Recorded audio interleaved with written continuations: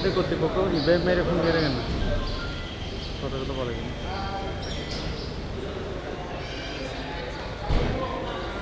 আবার 1 তারিখ দিছিল কত আসছি এটা কর্তৃপক্ষ ইব্রাহিম মেরে ফোন করে কেন কথা কথা বলে কেন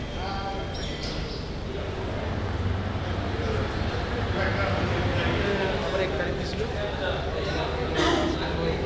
কত আসছি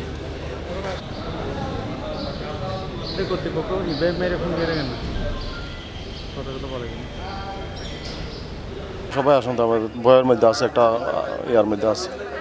তারপর আল্লাহর উপর ভরসা করা, আর কি কিছু তো করার নেই। আমরা যখন ওইখানে থাকি, আমার ফ্যামিলি নিয়ে আমি ওখানে থাকি, তো আমার তো যাইতে হবে। আসছি অনেক দিন হয়ে গেছে, এখন তো যাওয়া দরকার। পুরোটাই অনিশ্চয়তা, কোনো নিশ্চয়তা নেই। কালকে আপনি দেখছেন যে ইয়ার মধ্যে টিভির মধ্যে যে প্রবাসীরা দৌড়াইয়া বাসার দিকে যাইতেছে। এখন বাসাও তো নিরাপত্তা নাই। আমরা তো এমন না যে বহুতল ভবনে থাকি বা এরকম কিছু তো না। যারা বেশিরভাগ শ্রম, যারা তো একটা মনে করেন ইয়ার মধ্যে থাকতে হয়, ছোটোখাটো ঘরের মধ্যে থাকতে হয়, ওরা কিন্তু তার নিরাপদ না।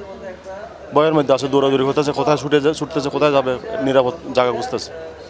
আমরা প্রত্যাশা করি মধ্যপ্রাচ্যের সংকটটা আরব বিশ্বের নেতৃবৃন্দ এবং মুসলিম বিশ্বের নেতৃবৃন্দরা একজোট হয়ে আলোচনার মাধ্যমে সমাধান করবে। আমরা চাই না কোনো নিরীহ শিশুদের প্রাণহানি হোক। আমাদের শিশুদের জন্য, মানবতার জন্য যারা মানবতাবাদী কথাবার্তা বলে, তারা যাতে মানবতার পক্ষে অবস্থান নেয়, এভাবে নিরীহভাবে, নির্মমভাবে কোনো শিশুকে যাতে হত্যা না করে।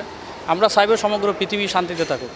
আমরা যাওয়ার ব্যাপারে খুবই আশাবাদী। আল্লাহ যদি সহি সালামত আমাদেরকে নেওয়ায়, তাইলে আমরা পৌঁছবো, এই প্রত্যাশা রেখে, আল্লাহর উপর ভরসা রেখে।